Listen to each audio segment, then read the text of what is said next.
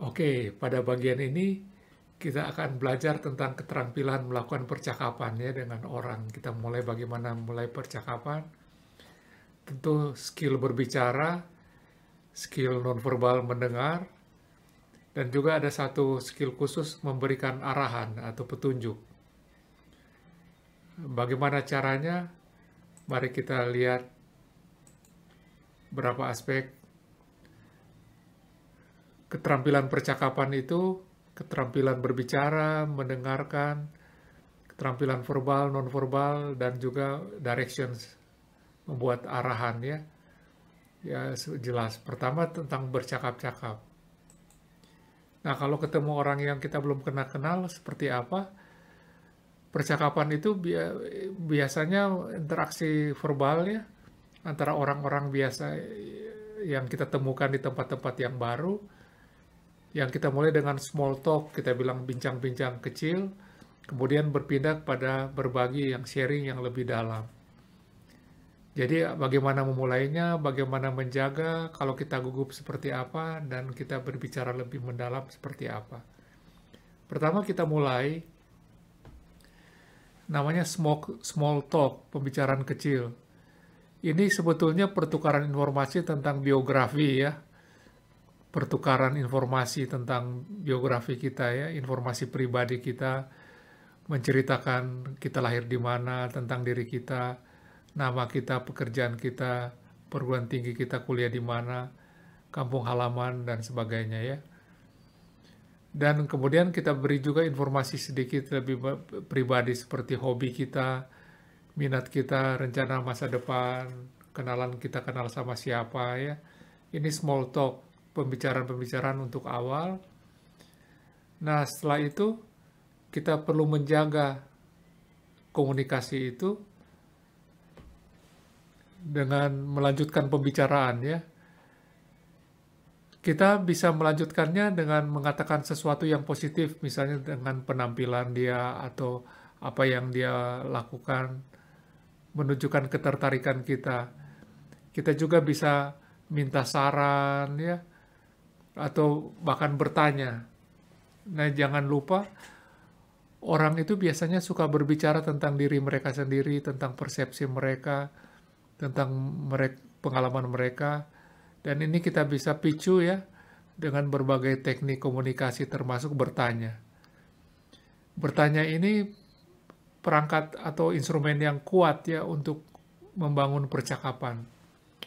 Nah, mari kita cek kalau bertanya itu apa manfaat dan arahnya ya.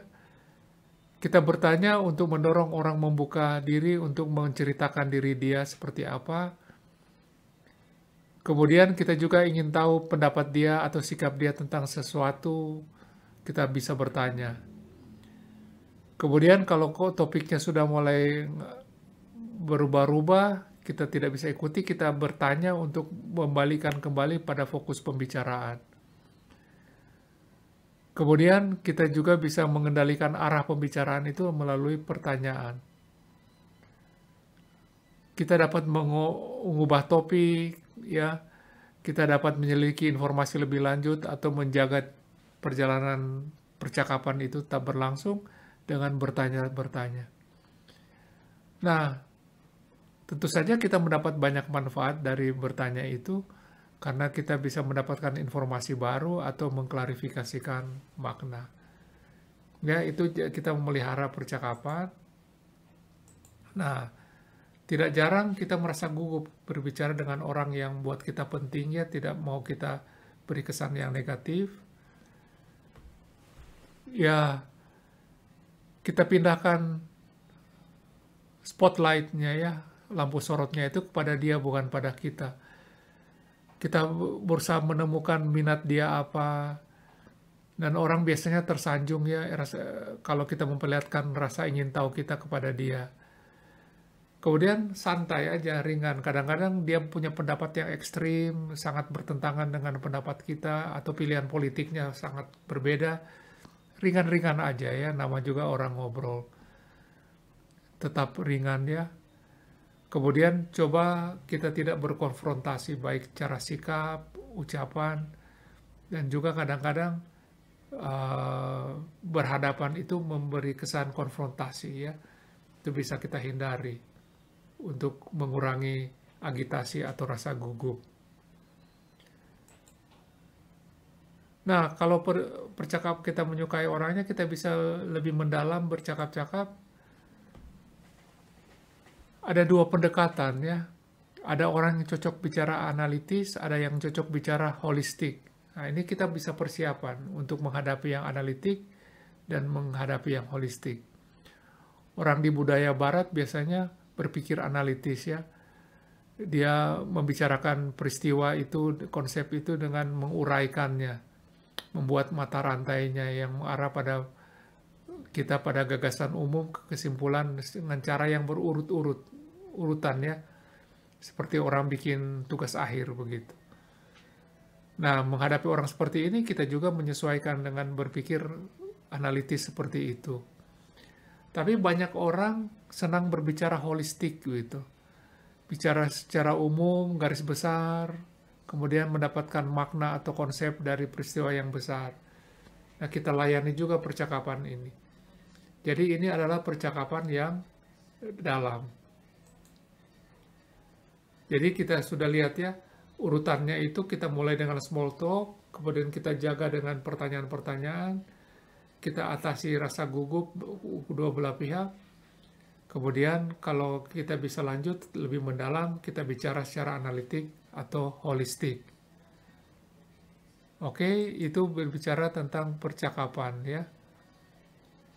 Nah, kemudian skill mendengar. Skill mendengar itu orang dapat berbicara dengan orang asing lebih efektif itu dengan menjadi pendengar yang baik. Skill yang perlu kita punya itu adalah mengucapkan ulang dengan bahasa kita apa yang kita dengar dari dia. Itu memparaphrase namanya ya. Kemudian nama. Kita belajar mengenali namanya, kemudian kita ulang-ulang namanya sampai kita hafal. Jadi orang itu senang kita tidak lupa namanya. Caranya ya kita terus menggunakan namanya selama percakapan, karena itu akan membantu kita mengingat dan membuat orang lain itu merasa perhatian kita berpusat pada dia. Ya, secara spesifik tentang mendengar itu, kita coba tangkap apa yang menjadi concern dia, kekhawatiran dia, perhatian dia, kita coba dengar ya. Kemudian jangan terlalu membuat banyak asumsi-asumsi. Kemudian sebelum berbicara, tanyakan pada diri sendiri, orang ini memerlukan pesan apa dari kita. Ya, itu secara spesifik tentang mendengar. Oke, kemudian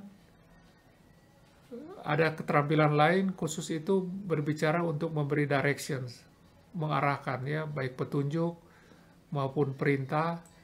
Ini harus jelas ya.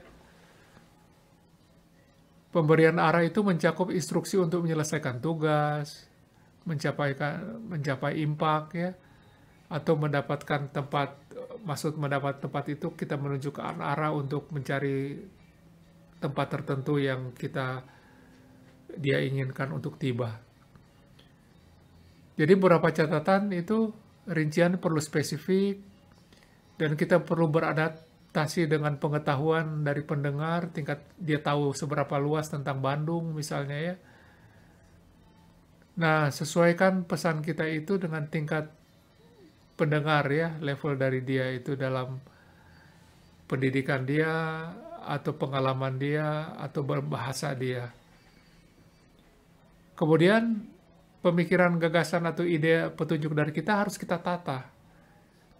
Petunjuk paling mudah diikuti itu kalau kita beri urutan itu secara urutan waktu, atau urutan tempat, ruang ya.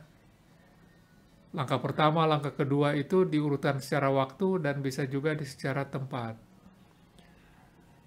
Kemudian kita beradaptasi ya dengan gaya pemrosesan atau potensi yang dia miliki untuk memproses informasi. Kita gunakan istilah-istilah yang bisa mudah dimengerti ya. Oke, itu tentang memberi arah. Coba kita latihan memberi directions ya. Kali ini ruang, tempat. Jadi misalnya kita ingin mengajak teman kita itu pergi ke satu tempat sekitar kampus kita ya, yang bisa kita pakai untuk jalan kaki, misalnya satu tempat makan atau tempat pertemuan. Nah, asumsi kita nggak punya peta, kita coba belajar menulis direction. Kita berangkat misalnya dari gerbang selatan menuju tempat itu, coba kita tulis dalam aktivitas 13.6 itu, kalimat apa yang akan kita tulis dan kita akan praktekkan untuk coba kita tiba di situ atau tidak. Silakan kita pekerjakan aktivitas 13.6.